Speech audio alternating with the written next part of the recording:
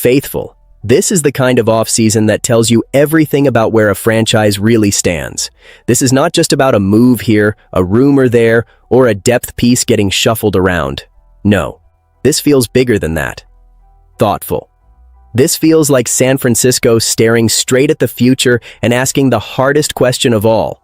Are the NY Ners actually building the next version of a contender, or just trying to keep the current one from cracking? Because when you line up everything on the table, protection up front, pass rush help, wide receiver depth, backfield insurance, special teams value, it all connects. And that is what makes this so fascinating. These are not random offseason stories. Curious. These are pressure points. These are fault lines. These are the decisions that can keep a Super Bowl window wide open or slam it shut before anybody sees it coming.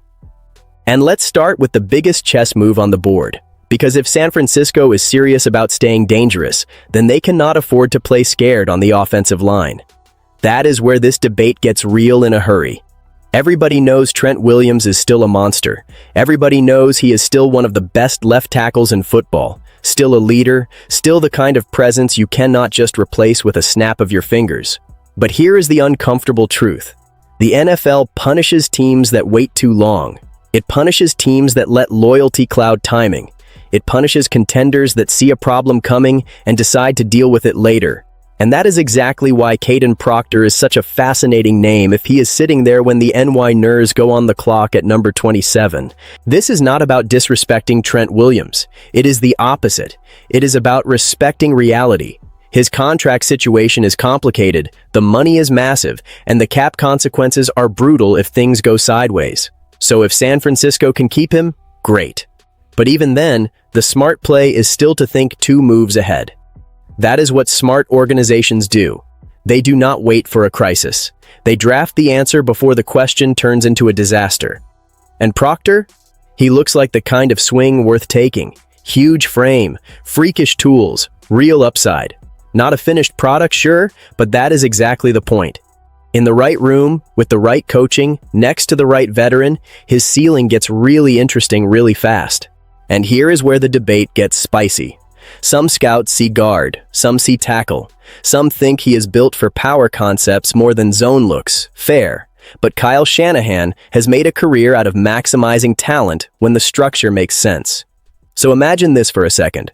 Trent Williams returns, Kadyn Proctor slides in early somewhere he can learn without carrying the full weight of the world, and the NY Ners start grooming the future before the future becomes a 5-alarm fire. That is not panic. That is planning. That is how contenders stay contenders.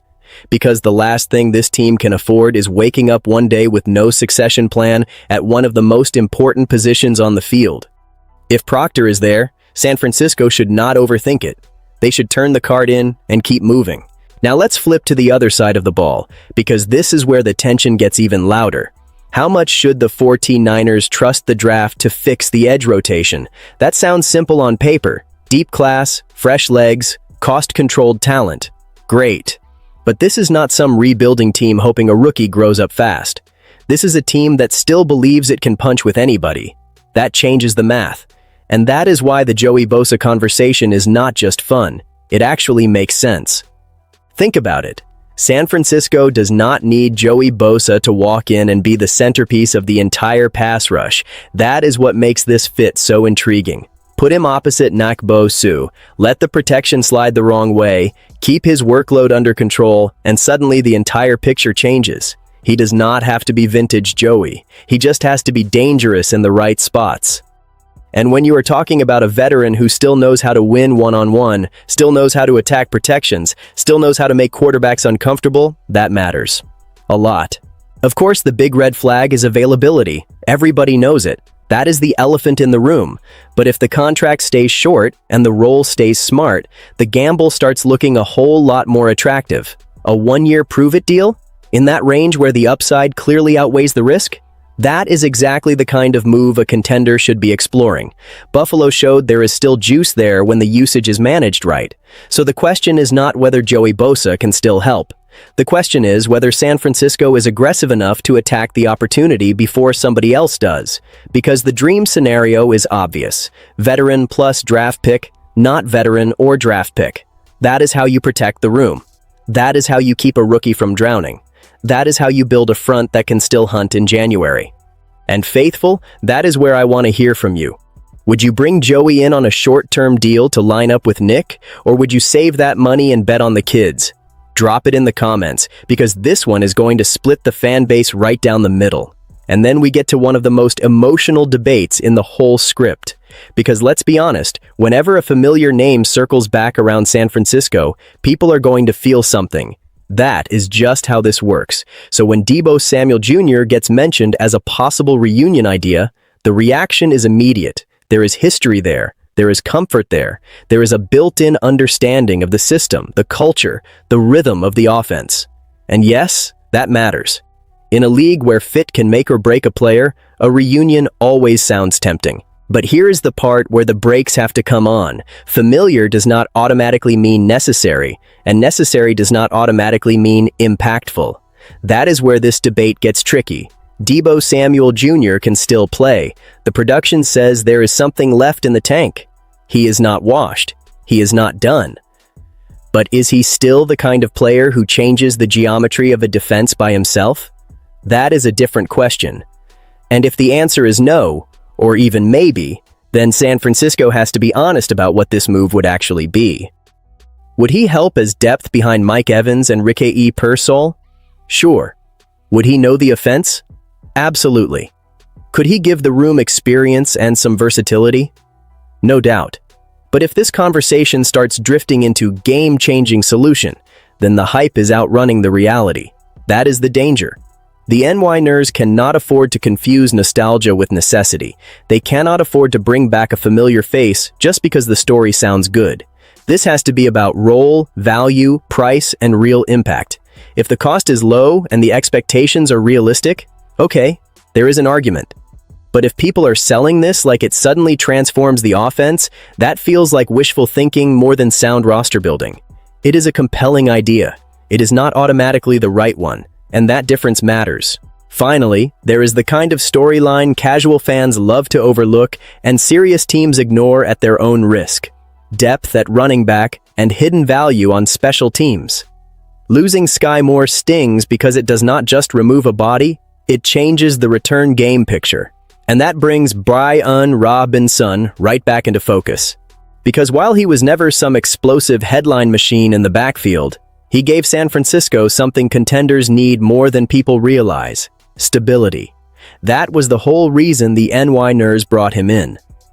Christian McCaffrey is elite, but this team knows better than anybody that depending on one star to carry the entire load can get dangerous in a hurry. So they went out and added insurance. Robinson was not spectacular, but he was available, functional, and trustworthy. Sometimes that is more valuable than flashy. And then came the twist nobody really saw coming. He turned into a pretty effective kickoff return option too. That changes the equation. Suddenly, you are not just talking about a backup runner. You are talking about a player who can help in multiple phases, who can protect you when injuries hit, and who quietly gives the roster more flexibility than the box score suggests. Now, does that make him untouchable? No, not even close. Patrick Taylor coming back could be a sign the team is preparing to move in a different direction. Robinson could simply price himself out of the role. That is possible. But if San Francisco lets him walk, it is not just losing a reserve back. It is losing a layer of security behind McCaffrey and a surprisingly useful special teams piece. Those are the kind of losses that feel small in March and suddenly feel huge in October. And that is really what this entire offseason conversation comes down to. The 49ers are not just choosing players, they are choosing a philosophy. They are deciding whether to attack problems before they explode or react after the damage is done. They are deciding whether to value transition plans, veteran insulation, and functional depth, or whether to gamble harder on the idea that raw talent and star power will carry the day. That is the entire ballgame. Because make no mistake, this roster still has enough juice to scare the league. The foundation is still there. The belief is still there. The expectations are still sky high. But the margin is thin, And in this league, thin margins decide everything. One smart move can keep you charging downhill. One lazy decision can start the slide. That is why this matters so much right now. Not because every name here is a superstar, not because every rumor becomes reality, but because the choices underneath the headlines tell you exactly how a front office sees its future. So here is the real question, faithful. Are the 49ers making the kind of moves that keep them in the championship hunt, or are they flirting with the kind of half measures that look fine now and hurt later? That is the debate. That is the pressure. That is the drama. And that is why this offseason feels like more than an offseason. It feels like a test, a big one. So sound off. What move matters most to you? What would you do differently? And which of these decisions could swing the entire season? Drop your take. Share this with another NY fan, and let's argue it out. Because this thing is heating up fast, and it feels like the next big twist might be right around the corner.